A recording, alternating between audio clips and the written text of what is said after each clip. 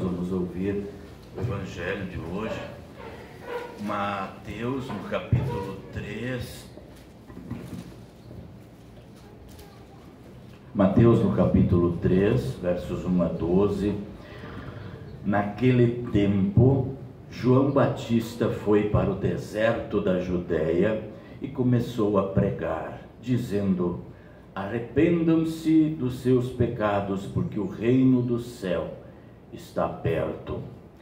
A respeito de João, o profeta Isaías tinha escrito o seguinte: alguém está gritando no deserto, preparem o caminho para o Senhor passar, abram portas retas para ele. João usava uma roupa feita de pelos de camelo e um cinto de couro e comia gafanhotos e mel do mato.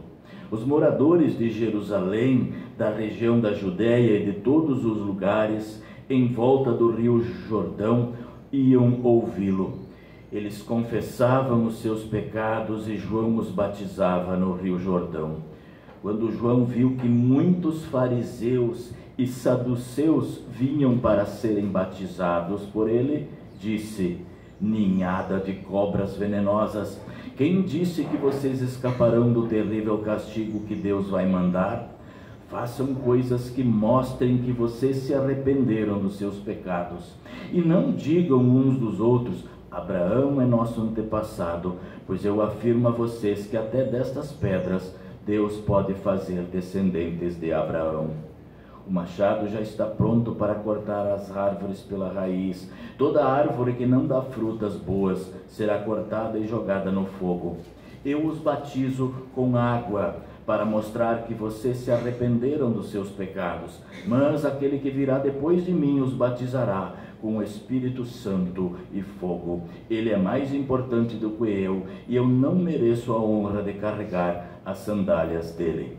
Com a pá que tem na mão, ele vai separar o trigo da palha, guardará o trigo no seu depósito, mas queimará a palha no fogo, que nunca se acaba. Até aqui as palavras do nosso Evangelho. A gente quer aqui destacar as palavras, já que Isaías falou, a Líria leu para nós Isaías: alguém está gritando no deserto, preparem o caminho para o Senhor passar, abram estradas retas para ele. Esse é o convite a nós entrarmos nesse período de advento, preparando a nossa vida. E Deus abençoe essas palavras. Podem sentar. Quase sempre nessa época do ano nós lembramos um pouco de João Batista, porque ele prepara o caminho daqueles a quem ele pregava, e ele prepara hoje o nosso caminho 2000 anos depois. A gente sabe que o João Batista era uma pessoa bastante exótica. Ele fazia parte de um grupo chamado os essênios. Esses essênios eram um povo que resolveu viver à parte, resolveu viver isolado, resolveu não se contaminar com muitas coisas do mundo. A gente sabe que isso não é possível. No dia de hoje você precisa estar no mundo, você precisa estar compartilhando a sua vida com as outras pessoas, você precisa estar trabalhando, você está lá na firma, você está no comércio. É impossível hoje se isolar, como sempre foi. O João Batista se isolou, ele tinha uma vida rígida, ele era quase um monge, ou era um monge nos dias atuais, porque olha a alimentação dele, ele comia insetos, ele comia mel, mas ele tem uma mensagem muito poderosa. A gente sabe que o João Batista, filho da Isabel, parente da Maria, nasceu para ser o batedor, o precursor, aquele que vem à frente e vem abrir o caminho para um rei que logo vem. Vocês lembram que eu já falei para vocês que quando uma pessoa importante, quando um presidente ou um grande chefe de estado vai visitar um lugar, vão motoqueiros à frente abrindo caminho, vão carros para dar passagem, porque ali vem uma pessoa importante. Pois João Batista também está dizendo nesse momento: preparem o coração de vocês, abram estradas retas para ele. E esse é João Batista. E ele está pregando lá no deserto quando chegam fariseus e ele não se aguenta. Ele precisa condenar a atitude dos fariseus. Ele os chama de bando de cobras venenosas. Por quê? Porque eram esses fariseus, eram esses chefes da igreja daquele momento, que eram pessoas que estavam defraudando os seguidores, as pessoas que criam no Senhor e lá faziam o seu sacrifício. Vocês lembram na semana passada que nós falamos de todas as coisas ruins que aconteciam no templo, os cambistas, os trocadores de moeda, as pessoas que vendiam animais para o sacrifício. Muitas pessoas, desde os criadores de gado, os criadores de cordeiros para os sacrifícios, todos lucravam muito, e a igreja daquela época era uma igreja que só pensava em lucros financeiros. E aí Jesus vem e os condena. E esses fariseus que ele condena aqui eram fariseus que queriam viver como se fossem santos, mas pecavam na falta de amor ao próximo. Eles davam 10% de tudo, até no chá da sua horta. Porém, quando algum irmão estava necessitado, eles pensavam: não, nós já cumprimos a nossa missão para com Deus. E João Batista os condena, os chama de cobras. João Batista perdeu sua cabeça por causa disso. Ele era super sincero. Ele falava. Vocês lembram que ele condena um adultério do rei Herodias e a esposa dele pede a cabeça de João. E então João foi morto. Mas aqui está João falando para nós também nesse momento. Quem disse que vocês escaparão do terrível castigo que Deus vai mandar?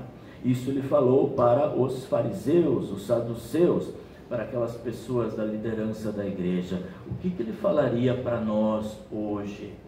O que João Batista, estando aqui na frente, olharia para nós? O que é que ele diria? Nós não somos santos também. João Batista tem uma mensagem para nós hoje também. E a mensagem principal dele é: arrependam-se. Reconheçam que a sua vida é uma vida de pecados. Reconheçam que vocês não agradam a Deus por causa desses pecados. Mas João Batista nos dá a grande notícia: vem aí um rei. Ele vem. E ele é um rei diferente. Ele é um rei de justiça. A palavra justiça aparece muito em Isaías, que a Líria leu. O rei de justiça. Ele é um rei justo, ele é um governante justo, ele é Jesus. Os reis aqui da terra são injustos, os mandatários do nosso país são injustos. Vivemos momentos conturbados de política, assim como sempre vivemos. Todos buscam o seu interesse, todos buscam a reeleição, todos buscam estar no poder. Mas aí vem um rei justo, vem Jesus Cristo, e ele é tão justo que o profeta Isaías, tendo uma visão, ele diz: olha, virá um descendente do rei Davi, filho de Jessé, que será como um ramo que brota de um tronco. A Bíblia mais antiga diz um ramo que brota da cepa, e a gente sabe bem o que é a cepa, né? Quem cortou seu aipim agora antes do inverno, né? Ele brotou, ele está bonito, ele já está praticamente com 1 metro de altura, mas lá está a cepa. Da cepa brotou a rama. Então será como um ramo, a Bíblia mais nova agora, né? A linguagem de hoje, um ramo que brota de um toco, como um broto que surge das raízes. E olha aqui como é que é esse nosso rei da justiça: o Espírito do Senhor estará sobre ele e lhe dará sabedoria e conhecimento, capacidade e poder. Esse é o rei que nós queremos, esse é o governo que nós queremos. Ele temerá o Senhor, ele respeitará o Senhor, ele conhecerá a sua vontade. Deus envia Jesus Cristo para fazer a vontade absoluta do Pai e terá prazer em obedecê-la. Você tem prazer em obedecer a lei de Deus? Você tem prazer, você tem amor pela palavra de Deus? Pois aqui está Jesus, alguém que tem todo o prazer em obedecer, mas Ele também nos julgará. O mesmo Jesus que veio, obedeceu a lei, cumpriu a lei no nosso lugar, Ele é alguém que irá nos julgar. Mas fiquem tranquilos, que Ele é um rei de justiça, diz o versículo 4. Estou parafraseando aqui Isaías 11. Mas com justiça julgará os necessitados e defenderá os direitos dos pobres. As suas palavras serão como uma vara para castigar o país, e com o seu sopro Ele matará os maus. Se você não se julga mal, então fique tranquilo, olhe para a lei de Deus, porque o rei vem. Então, com justiça e com honestidade Ele governará o seu povo. E então Isaías tem uma visão agora de como será o governo dele. Será um governo de paz. Lobos e ovelhas viverão em paz. Leopardos e cabritos descansarão juntos. Bezerros e leão comerão uns com os outros, e crianças pequenas os guiarão. O mundo que Jesus quer para nós é um mundo de paz. A gente olha aqui e diz aí, mas é impossível, pastor, lobo e ovelha. Quando o lobo ficar com fome, ele vai atacar a ovelha e vai alimentar-se dela. Essa é a visão do céu. Lá todos viverão em paz. Aqui esquerda e direita travam batalhas, mas lá no céu todos estarão vivendo como lobos e ovelhas juntinhos. Lá não haverá problema, não haverá discussão. Lá bezerros e leões comerão uns com os outros, e crianças os guiarão. Você quer um maior exemplo de paz do que o bezerro e o leão pastarem juntos? Ah, pastor, mas o leão é carnívoro. Mas é uma paz que nós não podemos, muito além do nosso entendimento, que essa paz que vai muito além do nosso entendimento, guarde os nossos corações e mentes em Cristo Jesus. Essa é uma das bênçãos no final da mensagem. Vacas e ursas pastarão juntas, e os filhotes descansarão no mesmo lugar. Os leões comerão capim com os bois, criancinhas brincarão perto de cobras e não serão picadas, mesmo que enfie as suas mãos nas tocas. Olha a paz que Jesus está nos proporcionando nesse momento. Se nós ouvirmos a palavra de Deus, se nós estivermos na sua casa, se nós nos dedicarmos cada vez mais a ela, o mundo precisa dessa paz, e nós somos então conclamados. Em Sião, o monte sagrado, não acontecerá nada de mal ou perigoso. Sião é o céu. É retratado muitas vezes como a igreja. Dentro da igreja precisa haver paz. E essa é a marca, a paz, a paciência, a tranquilidade, o domínio próprio. Essa é a marca daquele que é convertido. Você é convertido? Vocês têm certeza de que vocês são convertidos? E uma das metas para a gente notar se nós somos convertidos é: você se enche de raiva, você tem vontade de estrangular muitas vezes o seu colega, a sua colega, o seu irmão, aquela pessoa que está do seu lado. Se você foi às vias de fato, reveja a sua conversão. É normal ficarmos com raiva, é normal ficarmos irritados, sim, mas não vamos deixar que isso tome conta de nós. Não vamos deixar que os pássaros façam ninhos na nossa cabeça. E aqui está João Batista para nos conclamar.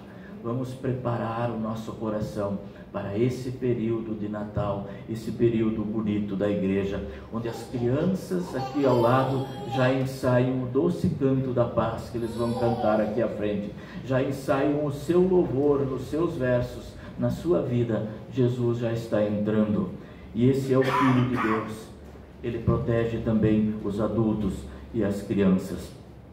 João Batista então está conclamando lá no deserto. Mesmo que isso lhe custe a vida depois, Ele não deixou de ser luz para nós hoje.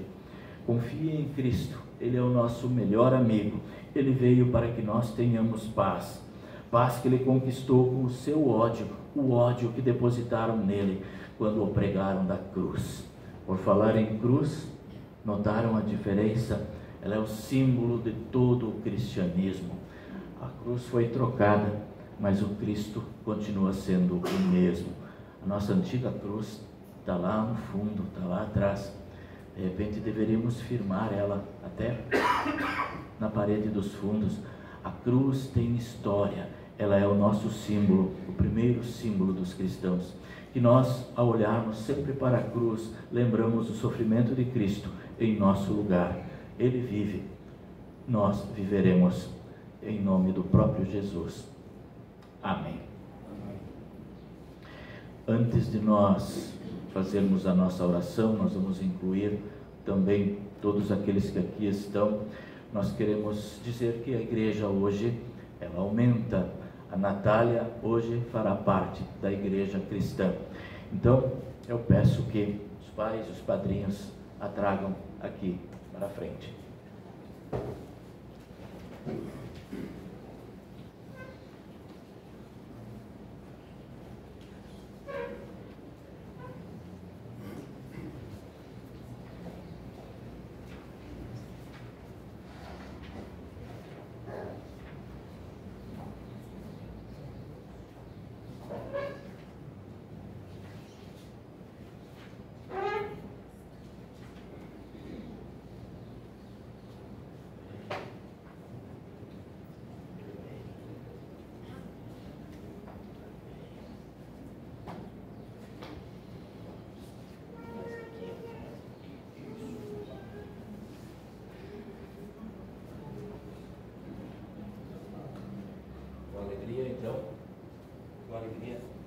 Com alegria, a igreja celebra o rito de entrada da Natália Becker